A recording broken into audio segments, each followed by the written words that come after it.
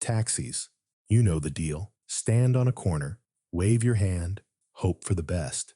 It was a system, flawed, but functional. And then Uber came along. It didn't just offer a better ride, it tore the whole thing apart. Starts with an app that puts a driver in your pocket. But here's where it gets wild. Uber wasn't just gunning for taxis. They wanted more: control, labor, cities, everything. Think about it. Uber took a simple idea, getting from point A to point B, and turned it into a global disruption machine. They made gig work the new normal, kicked regulations to the curb, and rewrote the rules while everyone else was busy hailing cabs. You never saw it coming, but here we are. Uber's in control, and most of us don't even know the half of it. Today, we're peeling back the layers on Uber, one of the most revolutionary companies of the last decade. We'll look at how it went from a scrappy startup fighting taxi drivers in San Francisco to a global force, shaping labor markets and rewriting the rules of work. Beneath the surface, though, there's a darker story, one of exploitation, regulatory dodging, and an unsettling future for anyone who relies on their car to make a living. I'll be honest, I've used Uber more times than I can count. It's convenient, it's cheap, and it's easy. But the more I've learned about how Uber operates, the more I've started to question what we're really supporting when we open that app. Uber isn't just reshaping transportation. It's reshaping the way we think about work. And that's worth talking about. Let's roll the clock back to 2009. Uber wasn't even Uber yet. It was just an idea, a crazy one, if you ask the taxi drivers who were about to get their worlds rocked. At the time, the taxi industry was a mess. Long waits, high fares, crummy service. If you lived in a major city, you knew the struggle. You'd wait on a corner, hail a cab, and pray the driver didn't blow by because he didn't feel like stopping. Then, two guys in San Francisco, Garrett and Travis Kalanick, looked at the problem and thought, what if we could make this better? The idea was simple, an app that connects passengers directly with drivers. It started with black cars, the kind you'd book if you wanted to feel fancy, but it didn't stay that way for long. Soon, UberX rolled out, and the game changed. Suddenly, it wasn't just about luxury rides. It was about anyone, anywhere, being able to get a ride from anyone with a car. Uber wasn't just offering a service. It was flipping the entire transportation industry upside down. They weren't just competing with taxis. They were rewriting the rulebook. Uber launched into the market like a missile, dodging regulations, bypassing city licensing laws, and leveraging a massive legal war chest to bulldoze the competition. And it worked. You'll hear the term ride-sharing thrown around a lot, but Uber's model was never about sharing. It was about creating a system where drivers carried all the risks: car maintenance, gas, insurance, while Uber pocketed a cut of the fare. And here's the kicker. Uber didn't even call these drivers employees. They were partners. Translation? No benefits, no protections, no steady income.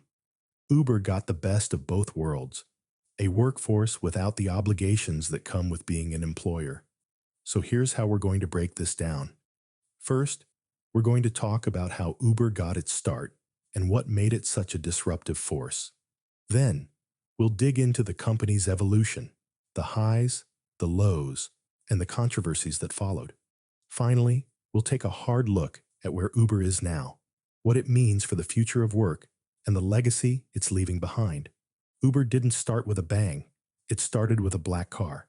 In 2010, Uber Cab, yep, that was the original name, launched in San Francisco.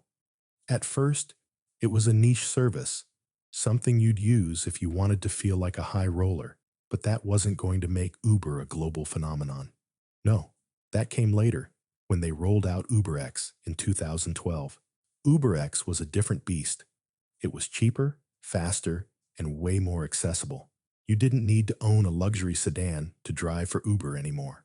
Now, any Joe Schmo with a Toyota could sign up and start making money. And people did, by the thousands. UberX wasn't just disrupting the taxi industry, it was detonating it. And that's when things really started to change. Cities across the US, and eventually around the world, saw an explosion of Uber drivers. Taxis? They were suddenly ancient history. Uber was cheaper, quicker, and better at using technology, and people ate it up. Uber wasn't playing by the same rules as the taxi industry. While cab drivers were stuck paying for expensive licenses and meeting strict regulations, Uber drivers were free to operate without those burdens. And Uber, they were loving it. They knew they were in a legal gray area, but they had the lawyers, the money, and the ambition to fight it out in court if need be. While cities tried to play catch up and figure out how to regulate this new, fast-growing phenomenon, Uber was already 2 steps ahead, expanding to more markets and grabbing more territory. The evolution of Uber's strategy. So, how did Uber go from that scrappy startup to a global giant? It wasn't just about offering a good service. It was about domination. Uber's business strategy can be summed up in one word: blitzkrieg. They didn't just enter markets, they stormed them. They ignored local regulations, launched without permits, and dared cities to stop them. And when cities pushed back, Uber lawyered up. In 2014, Uber hit the international stage, expanding into major cities worldwide. But with expansion came controversy. From protests by taxi unions to battles with regulators, Uber wasn't just disrupting an industry, it was igniting a firestorm. In cities like London, Paris, and New York, taxi drivers took to the streets, blocking traffic and demanding the company be stopped. For decades, they had operated within a tightly controlled system, but Uber didn't care about that system. Uber had its own rules. And then there was Uber's internal culture. Under CEO Travis Kalanick, the company adopted a mentality best described as win at all costs. Uber didn't just want to beat the taxi industry, it wanted to kill it. And it did, often ruthlessly. Kalanick was infamous for his aggressive tactics, whether it was launching a smear campaign against competitors like Lyft or using grayball technology to evade government scrutiny.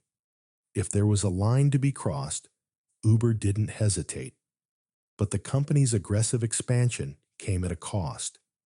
By 2017, Kalanick's leadership had come under fire, not just for Uber's business practices, but for a toxic workplace culture that was rampant with allegations of sexual harassment, discrimination, and unethical behavior.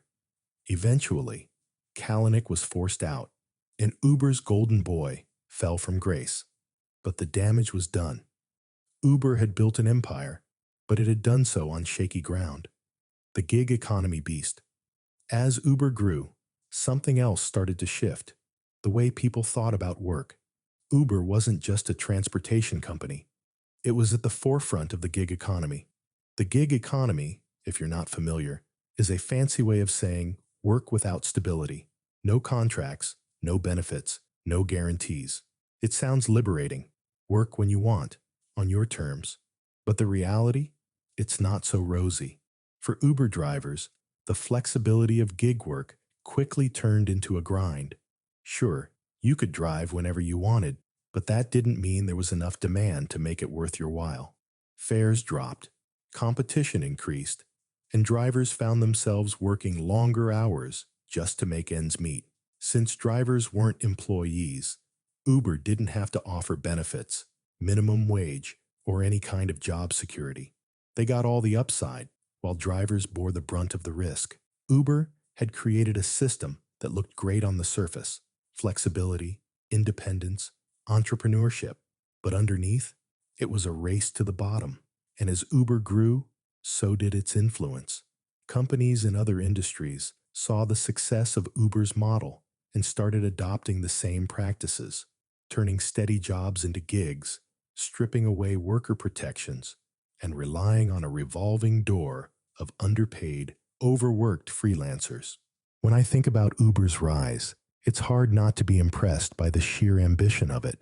They changed the game, But the more I dig into the details, the more it feels like we've all been sold a bill of goods. Uber promised freedom, flexibility, and opportunity. But for a lot of drivers, it turned out to be a trap. Long hours, low pay, and no safety net. The company shifted all the risks onto its drivers while reaping the rewards. And they've done it so smoothly, so invisibly, that most of us didn't even notice. There's something deeply unsettling about the way Uber operates. It's not just about transportation. It's about power. Uber has figured out how to control labor, dodge regulations, and dominate markets, all while selling the idea that they're doing us a favor. And that's the scary part. We've bought into it because it's convenient, because it's cheaper, because it makes our lives easier. But at what cost? The real cost isn't just a few bucks saved on a ride. It's the erosion of worker protections, the loss of job security, and the creeping sense that maybe, just maybe, we're the ones getting played. Uber started as a disruptive force, shaking up the taxi industry and offering something new and exciting. But what they were really doing was something much bigger. They redefined the relationship between companies and workers, laying the groundwork for the gig economy, a world where jobs become gigs and security becomes a thing of the past. And they did it while staying just a step ahead of the law, pushing the boundaries of what a company can get away with.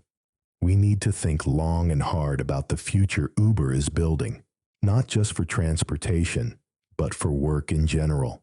If we let companies like Uber continue to shape the labor market without checks, without regulations, without protections for workers, we might wake up one day and realize that the stable job, the benefits, the security we took for granted, it's all gone.